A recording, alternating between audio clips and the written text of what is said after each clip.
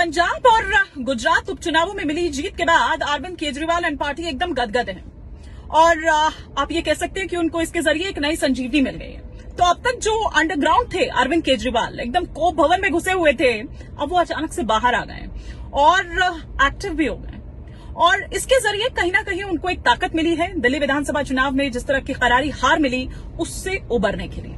और यही कारण है कि दिल्ली की राजनीति को, दिल्ली की जो राजनीति है उसमें अपने आप को नए सिरे से खड़े करने के लिए या कम बैक की एक जो तैयारी है वो अब वो दोबारा से करने लगे हैं और उनको एक मुद्दा जो मिला है वो मिला है झुग्गी वासियों का।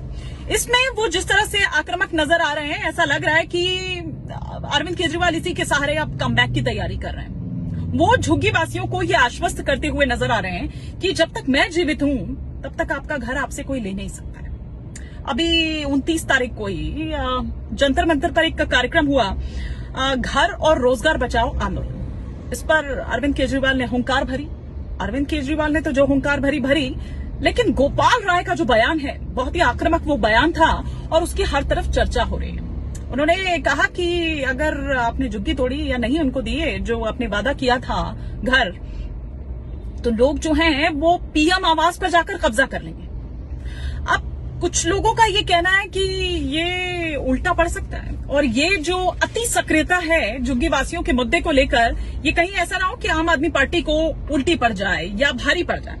और जिस तरह का आक्रामक बयान देते हुए वो नजर आ रहे हैं उस पर मैं आगे आऊंगी, लेकिन आप ये देखिए कि इसके सहारे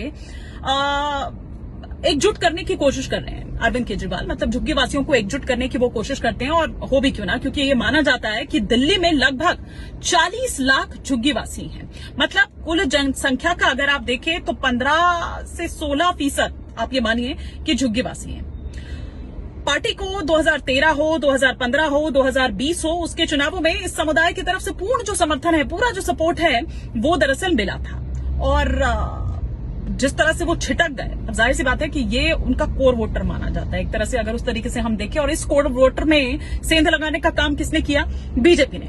और यही कारण है कि अब इस मुद्दे को इतनी आक्रामकता के साथ उठाते हुए नजर आ रहे हैं अरविंद केजरीवाल, या इस पर इतनी आक्रामक रणनीति जो है वो उठाते हुए नजर आ रहे हैं। और इसी को लेकर दरअसल जो संवाद कार्यक्रम है वो झुग्गीवासी के साथ संवाद कार्यक्रम उन्होंने शुरू किए हैं। उनके तमाम जो नेता हैं, कार्यकर्ता हैं, वो जा रहे हैं झुग्गीवासियों से मुलाकात कर रहे हैं, बात कर रहे हैं। आतिशी सिंह हो और सौरभ भारद्वाज हो, वो वहां पर जाकर लोगों से मुलाकात कर रहे हैं, उनको बता रहे हैं बीजेपी के खिलाफ यहां पर कि किस तरीके से जो उनकी नीतियां हैं उसकी जमकर आलोचना